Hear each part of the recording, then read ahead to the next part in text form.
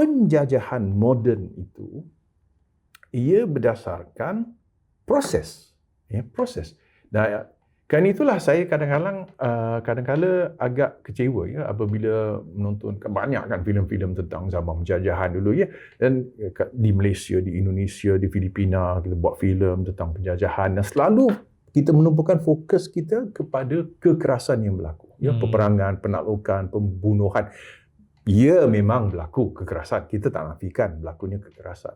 Tetapi setelah kekerasan itu dilakukan, setelah kita ditakluk, apa yang lebih penting adalah mulanya proses pembangunan satu sistem teknokratik birokratik. Penjajahan moden ini ia berlandaskan sistem dan sistem itu didorong oleh kapital. Jadi apabila itu berlaku, kita lihat apakah kemahiran yang paling penting untuk kolonialisme moden. Bukan tentera tau. Tembak-menembak siapa pun boleh tembak-menembak, tapi kemahiran yang paling penting adalah management. Management. Dan pentadbiran, administration kan.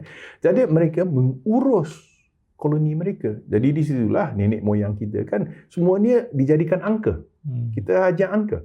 Nah, mulai dari proses itulah apabila kita dijadikan angka, bumi kita dipetakan, kekayaan bumi kita dihitung Yang pentingnya berapa banyak untung. Nah, itulah mulanya proses zombification kita.